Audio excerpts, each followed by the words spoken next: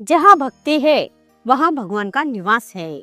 मंगलवेढा के संत चोखा मेला की विट्ठल के प्रति अगाध श्रद्धा थी। वह लगातार विट्ठल के नाम का जप कर रहे थे, लेकिन गांव के कुछ बदमाश लोग उन्हें बहुत परेशान करते थे। इस परेशानी से तंग आकर एक दिन चोखोबा ने गांव छोड़ दिया और अपनी पत्नी सोयरा के साथ पंढरपुर आ गए। चोखोबा ने पंढरपुर में एक झोपड़ी बनाई और उस पे रहने लगे। उनकी विट्ठल की पूजा चल रही थी। विट्ठल दर्शन के प्रति अत्यधिक आकर्षण के कारण एक बार मंदिर बंद होने पर भी चोखोबा स्वयं ही विट्ठल के चरणों में पहुंच गए।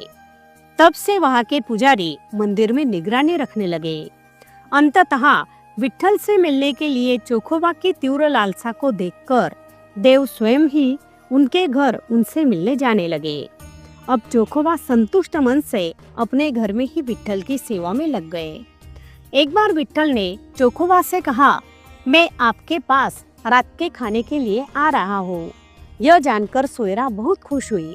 यह सोचकर कि भगवान को क्या खिलाया जाए, उसने नदी पर मिली एक महिला से कुछ भोजन मांगा। बात करते हुए सोयरा ने कहा कि विट्ठल दरअसल उनके पास रात को खाने के लिए आ रहे हैं। यह सुनकर महिला हैरान रह गई। यह खबर गांव में फैल गई। कई लोगों ने इस कहानी का मजाक उड़ाया। इस पर किसी को विश्वास ही नहीं हुआ।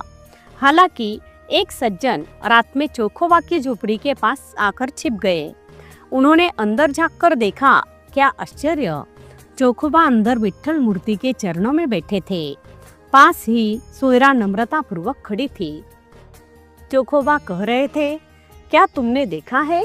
यह एक प्रेम पूर्ण भक्तवत्सल भगवान है जो भक्तों के लिए कुछ भी करते हैं। सोयरा ने अपना सिर विट्ठल के पैरों पर रख दिया। उसकी आंखों में आंसू बह गए।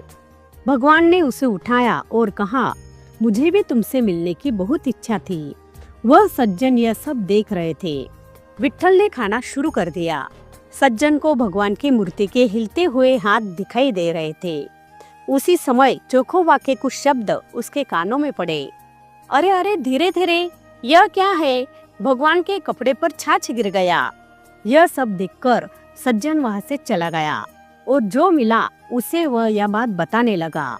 लोग इकट्ठे हो गए। यह बात मंदिर के पुजारियों तक पहुंच गई।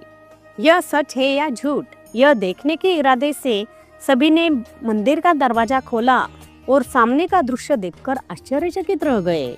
हमेशा की तरह विट्ठल की मूर्ति एक चट्टान पर खड़ी थी। वस्त्र और आभूषण भी वही थे, लेकिन बुने हुए पीताम्बर पर छाछ छलक गया। एक अतिथि के रूप में विट्ठल वास्तव में सगुन के रूप में चोखोबा के घर गए और भोजन किया। यह देखकर पुजारियों सहित सभी लोगों ने उस महान संत चोखोबा के चरण पकड़ लिए।